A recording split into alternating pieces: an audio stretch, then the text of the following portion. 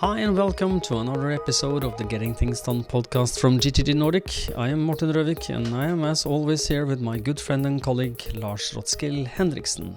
Привет, Lars. Привет, Morten. Good to see you as always and looking forward to recording another episode for everyone out there. We always start off by reminding you of the purpose of this podcast, which is to help you learn GTD or become even better GTDers. So we hope that this episode supports you in that. And if you are new to GTD, we recommend you go back and listen to episodes 1 through 6 to get an introduction to the basics of GTD. This is episode 67 of the podcast, and today's topic is the path of GTD mastery. Indeed.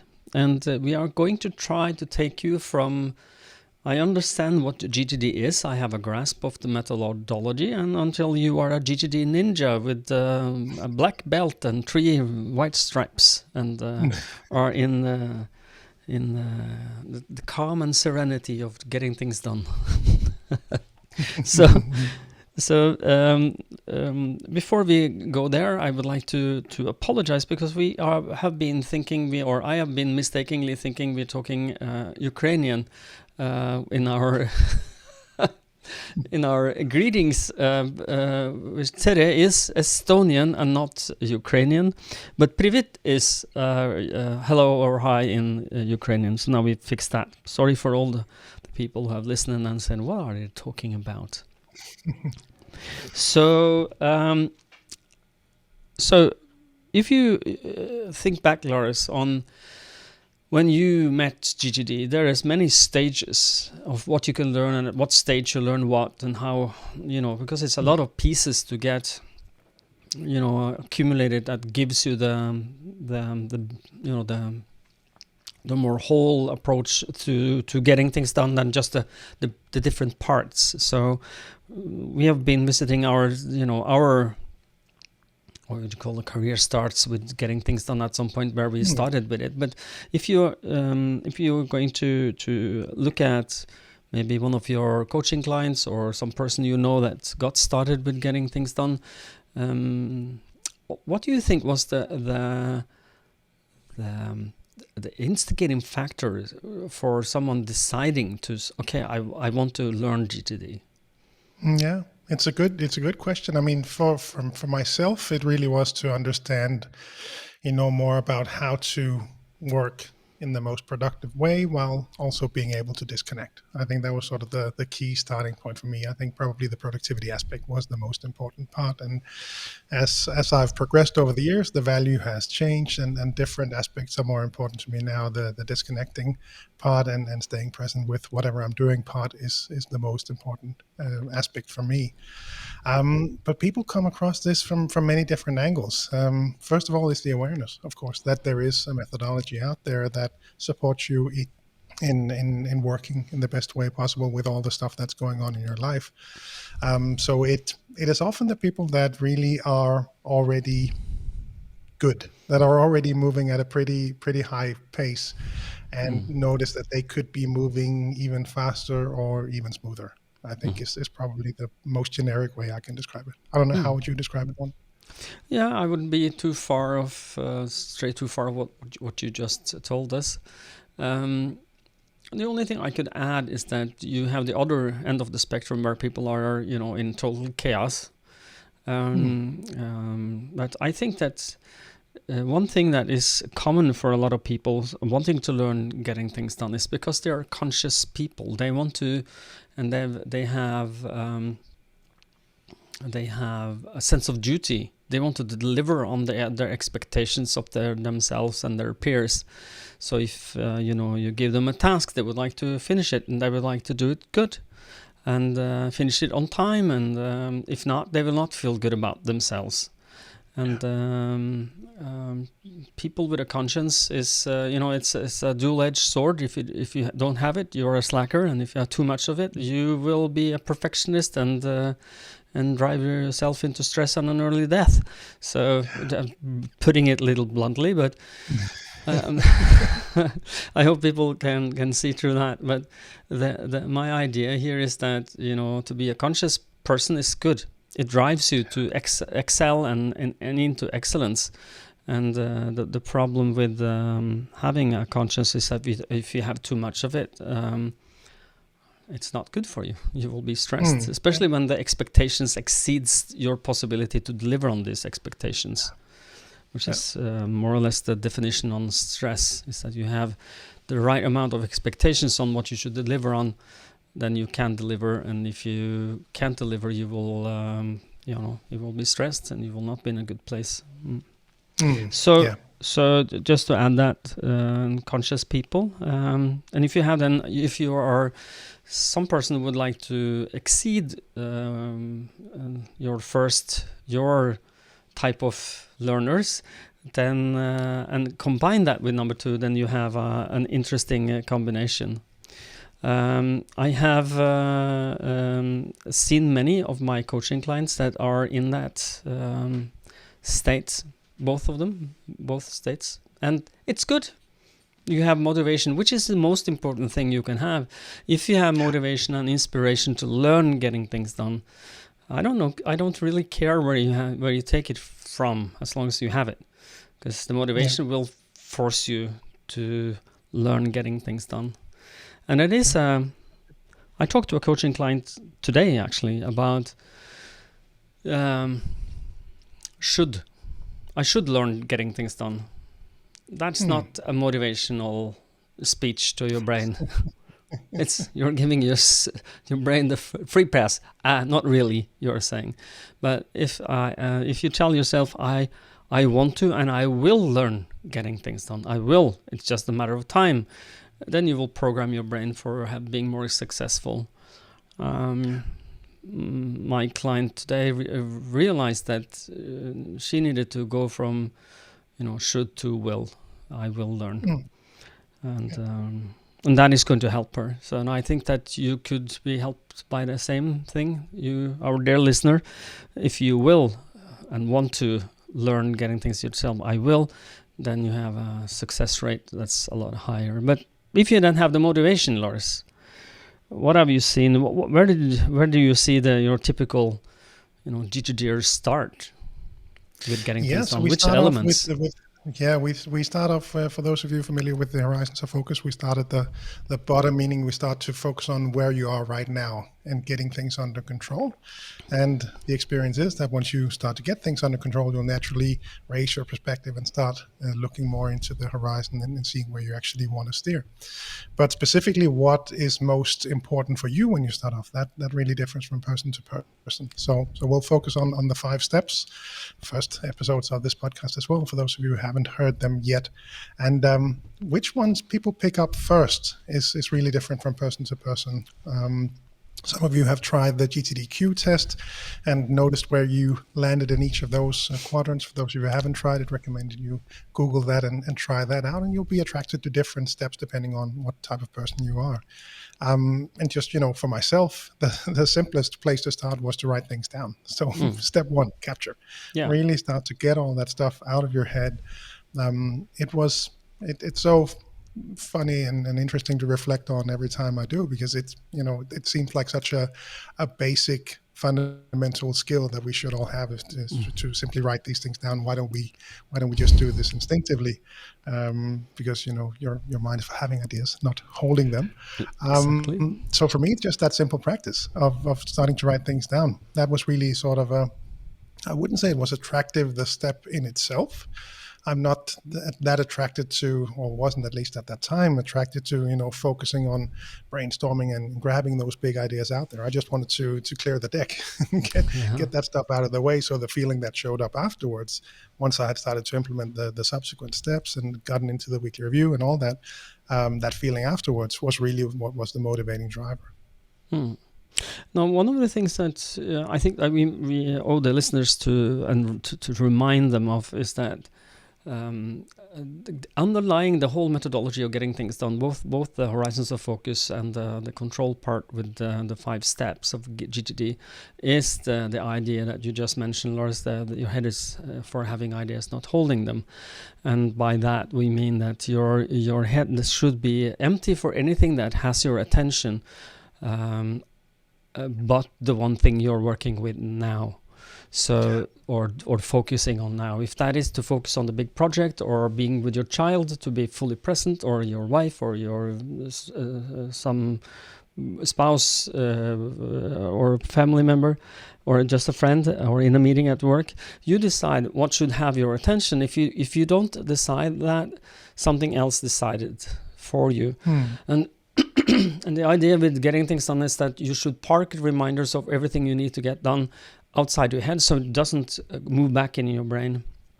And then because if you are trying to reflect on more than one thing at a time, things you're working on something, or you are focusing on something, then something else comes into your brain, you will multitask. And multitasking does not work. Google, does multitasking work? Look at do the multitasking tests you can find on YouTube. No, it doesn't work, and it's tiresome. It makes you tired more quickly. It lowers your IQ. It takes longer time, minimum 50% longer time, and it increases your possibility to make mistakes with 50%. So don't do multitasking. That's the idea. So how can you stop with that on a practical notion? Well, the first start with capture. You have to get things out of your head into a system where your brain trusts that it will not slip. So when you start writing things down, it should be in a system that your brain trusts. It should be in one place, not in like 100 different places, preferably. At least not too many, as few as you can get away with. And then just start write things down. And when you've done that for some time, what happens, Lars? What happens when you've done that for a little while? Well, the way I like to describe it, how it worked for me, was really to, start writing things down, clarify and organize, as I'm sure most of our listeners are familiar with. Getting that system set up so you can reflect on that, do your weekly review, use that system to support you in making the right decision for what you should be doing at any given point in time. So for me, just that process of getting into the habit of using the system, and then starting to notice what really has your attention, as David would also say. And there are things out there that you just don't see.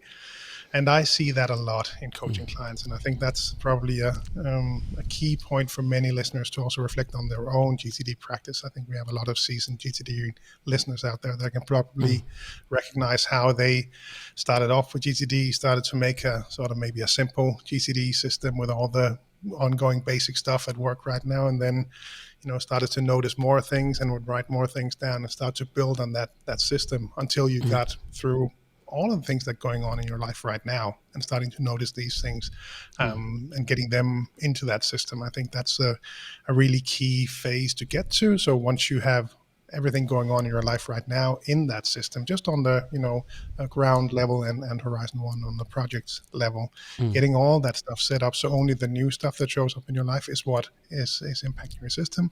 That's a great place to get to. Yeah. And when people start to learn GTD, the first thing you will probably start with is start emptying your head, because that's step one. And but when you've done that, and if you don't then do something about what you've written down, your list will grow. You will put more and more on it, but maybe you will tick something off because you decided to do something about it, but you are not deciding what these things means to you, and if you need to do something about it at all. And that is what you mentioned, is clarify. So that's the next step that will force itself through, is that you need to clarify and organize things into your list. If not, it will move back into your brain. Your mind will take it back if you don't trust that you are actually going to move forward on this. So as you say, clarify and organize, and reflect on a general basis, often as you need, but at least once a week, with getting things done methodology says. And then you can engage with things. And this has been my pet peeve, or my I don't know, there's another expression for the same thing, but my pet peeve with people, when you start getting things done and you are not good at clarifying. You need to be better at clarifying. Clear next actions, physical, with a verb, where you have everything you need and you write that down. Don't just drag an unclear email in somewhere and then put it in your system without clarifying. And make good desired outcomes so that you know how your finishing line is looking. Do a better job at that. I'm doing that this morning with a coaching client who was actually a pretty seasoned, pretty good GTDer. Yeah. But there were some projects list that had started to just contain, single word items, for example. That looks like something we need to talk about. So walking through them, looking at it, had some good support material. So it was pretty clear and pretty easy to figure out what this was relating to, but thinking that through and actually finding the right description for the desired outcome, that was just a key step in that. And that is really, like you say, it's a key part of the foundation level, as we would describe it also when we talk about the level 1, level 2, level 3 seminars that we offer in the Nordics and around the world. From a definition perspective, I just looked at it, and it's basics of day-to-day control, clear processing of outcomes and next actions, clear categories of reminders, collection and backlog under control, and regular weekly review sustains the system. Yeah. So, but for you getting started with getting things done, the 5 steps will. If you start at step number 1, beware, because the others will. You need to commit to them. It will give you just to write things down is going to give you a relief. It's going to help you. But when you put things into your system, you clarify and organize them into your system in a good manner. I've seen that over and over again. When you do that, what kind of energy it releases in the person. It's like it's a lighter step. It's more in control, more overview. And some people understand I have too much to do, but now they have a place where they can look at everything that they have too much to do and then make qualified decisions. What should I do with that, if anything, or should I just stay and I have too much to do state?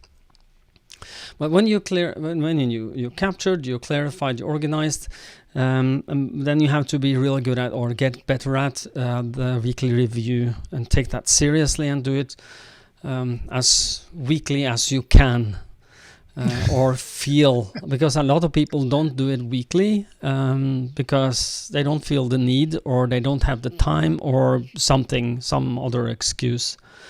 But one of the things I would highly recommend people is, if you can't do a full weekly review with a checklist of getting things done for a weekly review, then do a light version. Just look at your calendar. What happened last week? What's going to happen the next few weeks? Is there something that you're missing? Something you need to prepare? Something you lost? Something you forgot to do? And just to do that, and then just a quick overview of your lists. That is often enough to bring you back into the control seat of your, into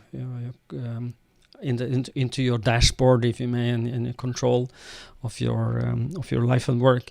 And to do a weekly review is not recommended. Do a light one. If you can't do a real one, it's better than nothing. Just do a little. Little is better than nothing. So don't go for perfection. Just go for what you can. Find time in your reality, but know that if you don't do it, that's not good, because then things are going to move into your brain again and start nagging you, because your brain is a wise, little confused thing. It's wise that it will try and remind you of the things you've not done if it is not parked somewhere. But if it's parked somewhere where your brain can trust it, your brain relaxes. If your brain don't trust that something is handled well, or it's, I don't know if this project is well, I don't remember the state of this, where is this project? It will move back into your brain. And it will start nagging you, and you are back to square one, where you have to empty your head again, do the capture, and then clarify and organize. But if you captured, clarify and organized, and do a weekly review as often as you can do it weekly, and then you have a place where you can engage with everything that you have decided to do something about. When you have time, or when you put it in your calendar and you prioritize it, it's urgent and important, put it on the calendar.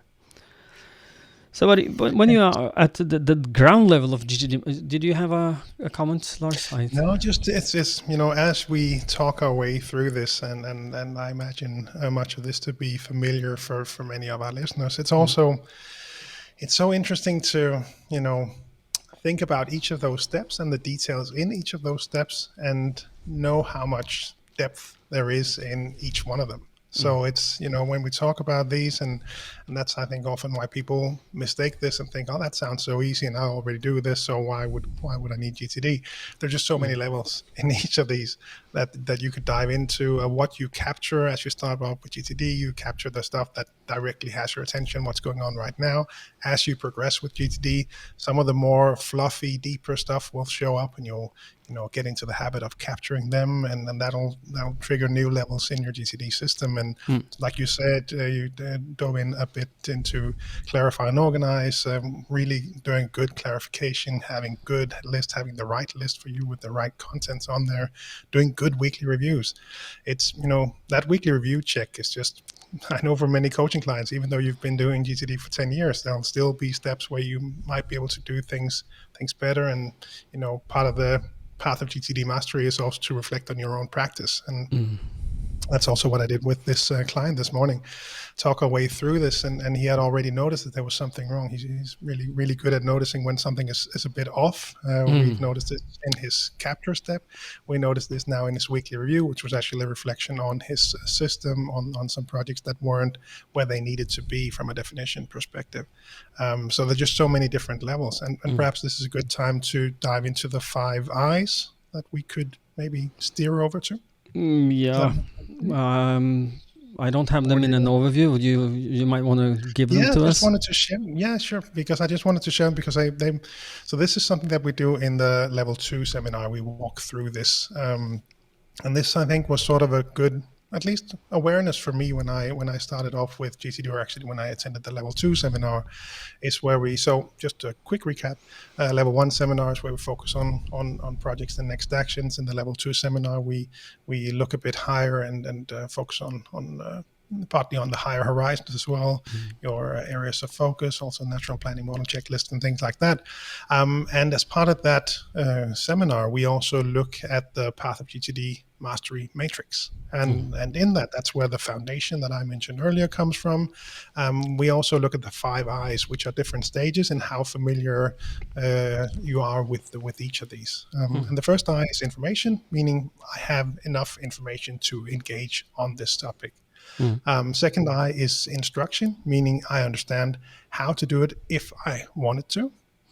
The third I is installation, meaning I have a working structure with real content in it. Implementation is the fourth I, that is I'm utilizing key components consistently. And the fifth I is integration, which means that I am focused on the results my trusted system is allowing me to produce. So this is just a natural way for you to work these different things. Yeah. So that's the top bar, and then down is where you have the foundation, you have the totally integrated system, and the last headline is dynamic orientation on these 5 I's. Exactly. So to go to the last step of the last I into integration, it's going from building a habit, and then it becomes a routine where you don't have to think about the habit. You don't have to think about doing GTD. It just happens. It's like when you and I now come across something that we might want to do something about, or want to do something about, you will write it down immediately. You will find your capture tool and get it out of your head. And you don't have to think about that process. It just happens. Because you understand, you have your mind is set for, tell me about things I might want to do something about, or that I will do something about. And then when you have one of those thoughts in your brain will go up with a red flag saying, hey, Lars, now you have to write this down. Shouldn't you? You should do that, shouldn't you? And the logical, commonsensical part of your brain says, yes, you're absolutely correct. Let me write that down, and then you just do that, and without thinking about the process, without thinking about that it has to be done. The same with the clarify and organize. You will not have to think about the clarify workflow map, to make decisions.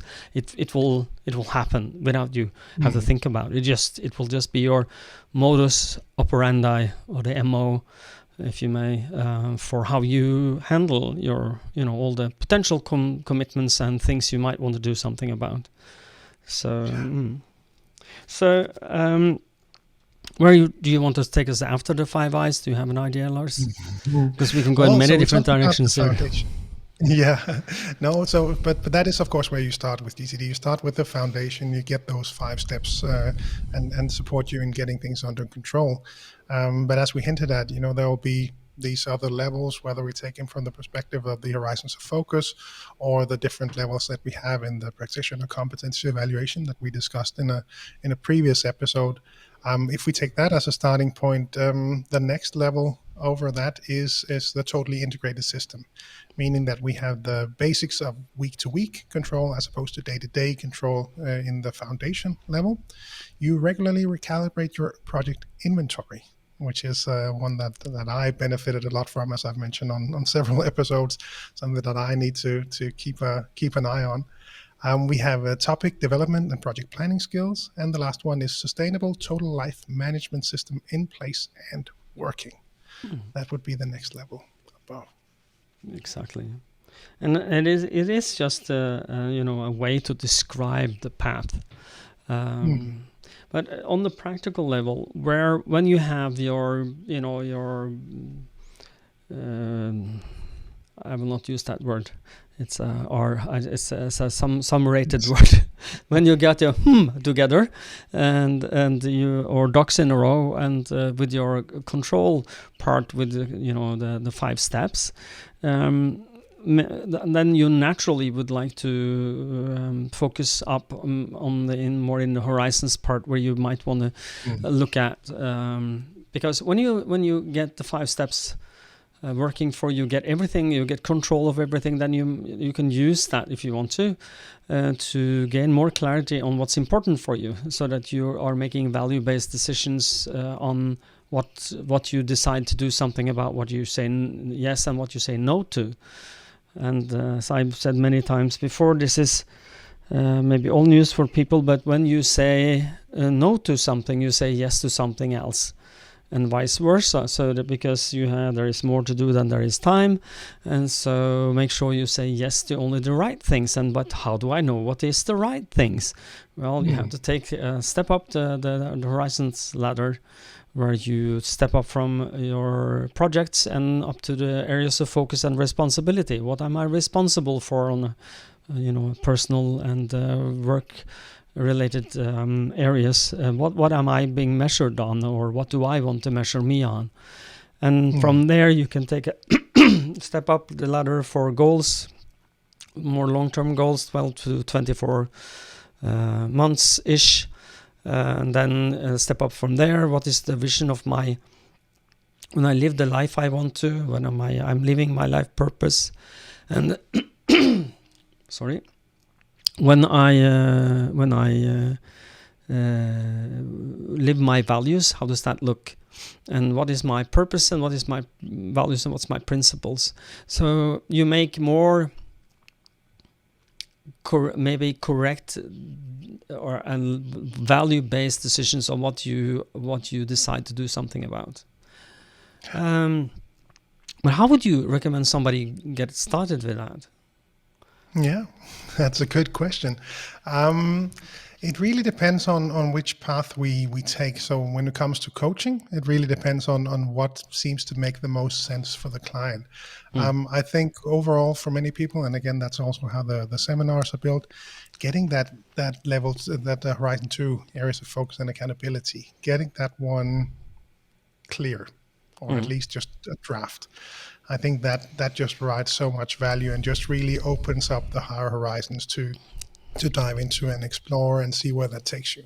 It's such a nice, for me, it worked very well to start from the bottom up and look into the areas of focus and accountability, being aware of those, then looking into the future. So where should they be? Where do I need to be or want to go? And then really asking yourself, so why should I go there? And start to really get an understanding of the higher horizons.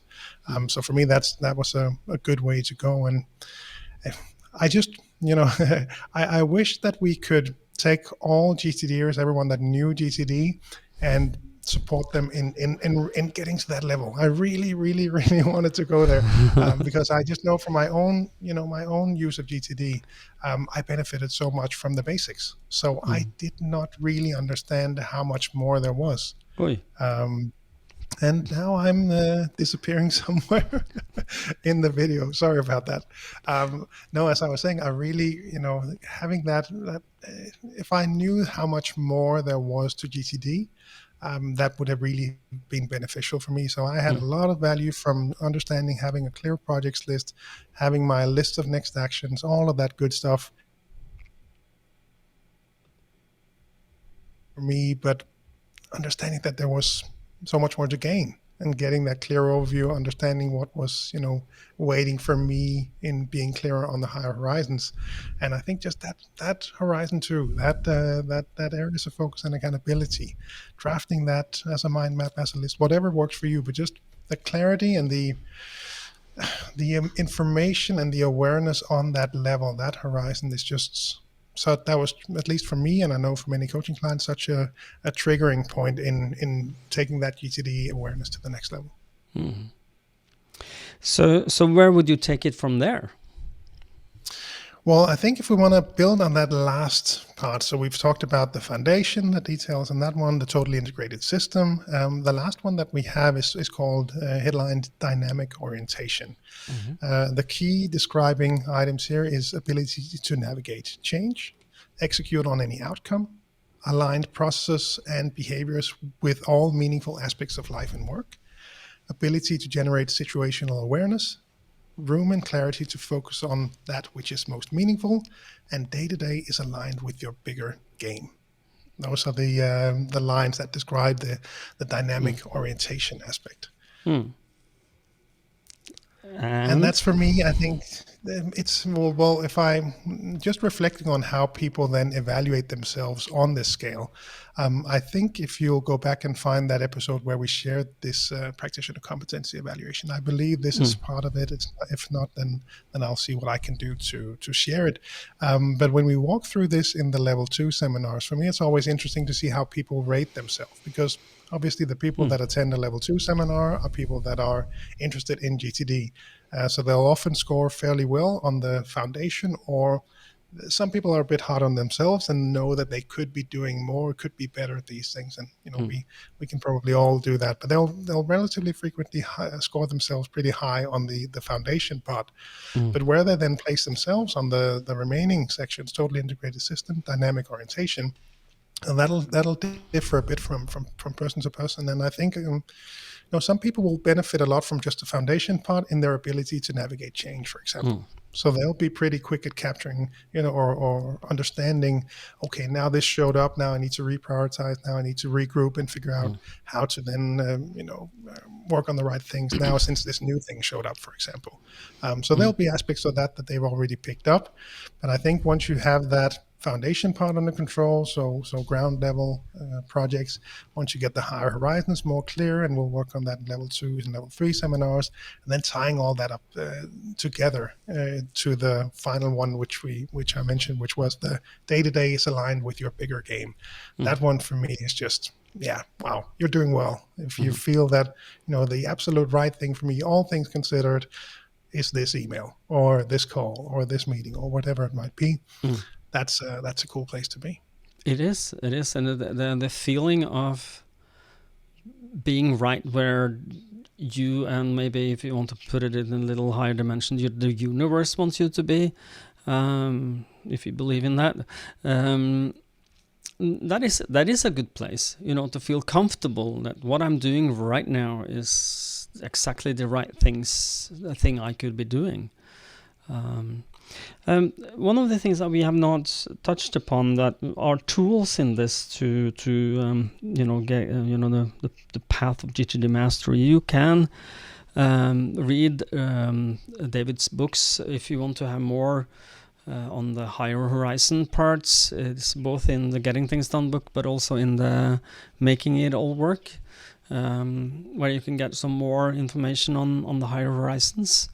And but one tool that we not mentioned, but that I would like us to touch upon, is something that is on level 2 in our level 2 seminars, is the natural planning model, which is also a big step up for a lot of people when you are trying to, create good projects for yourselves.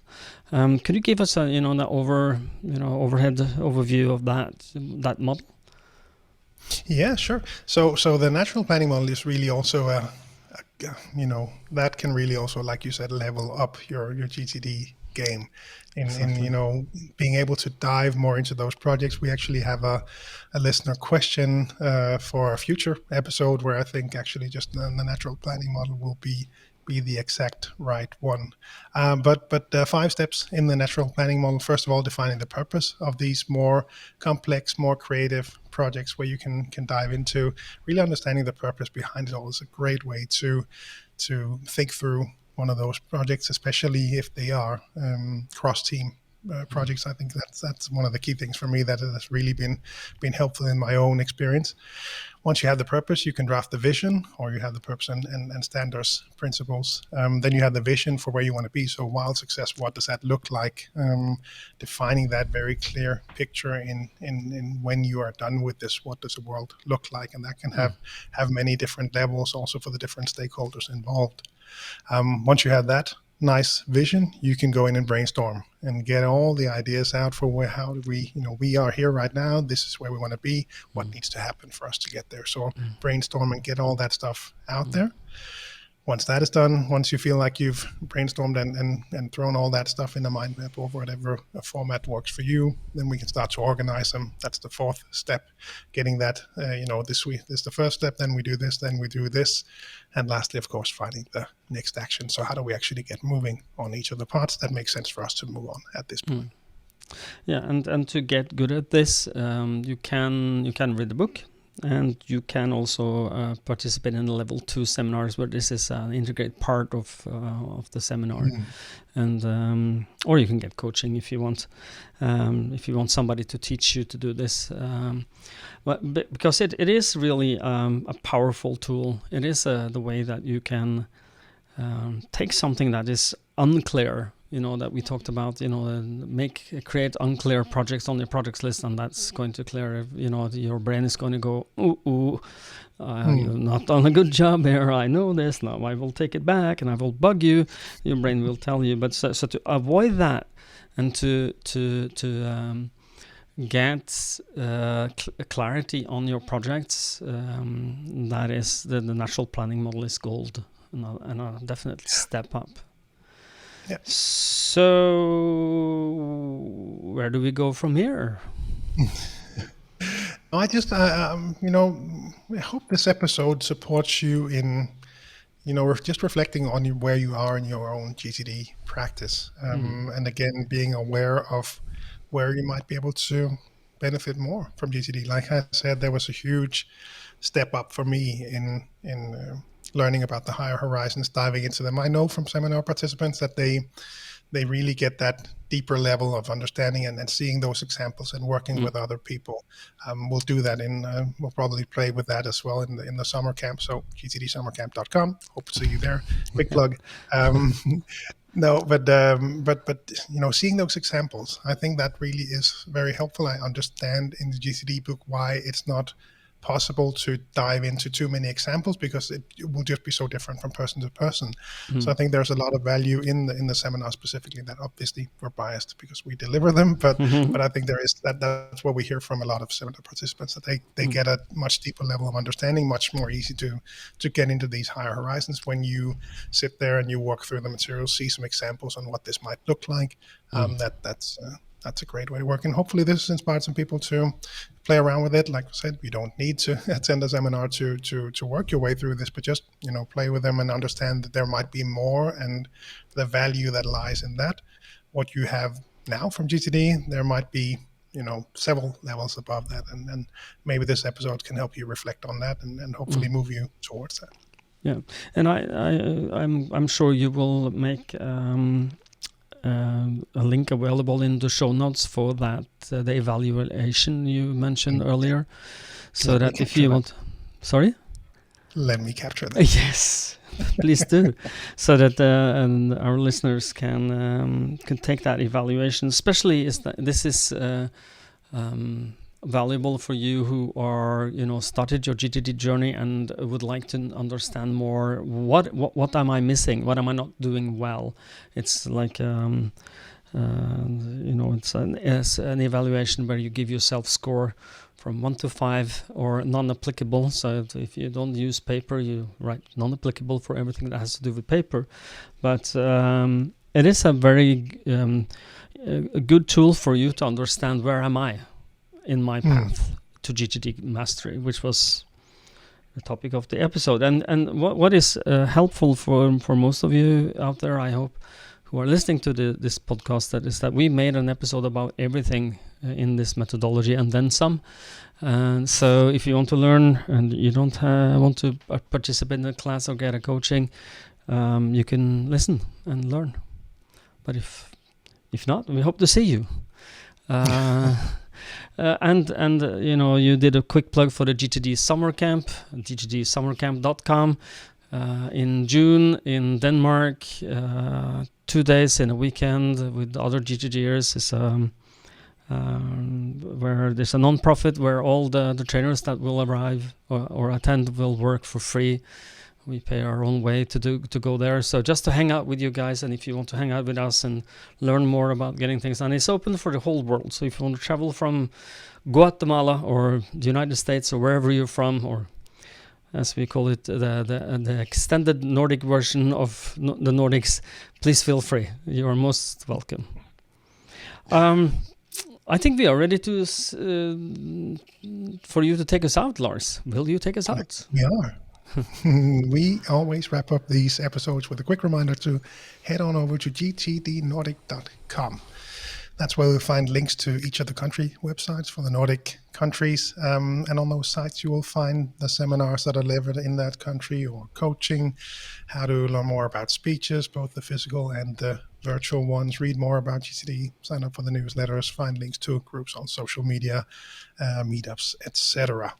If you are outside the Nordics, gettingthingsdone.com is the place to go to find your local partners. And lastly, as always, we hope that these episodes support you in learning more about GTD, becoming an even better GTDer. If so, please help us share the message of this podcast by giving it a rating on Apple iTunes podcasts, yes, please, or Spotify, or wherever you listen.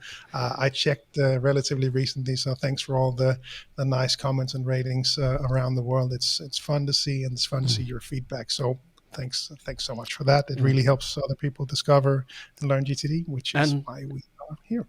Yeah, it helps motivate us to continue doing them. So if you want us to continue, please motivate us. We hope to motivate you to learn more about getting things done. Maybe you want to motivate us to motivate you. So if you like it, please do. So, well, then I have only one thing to say, which I always say is until next time, stay safe and stay productive. Bye-bye. Bye, everyone.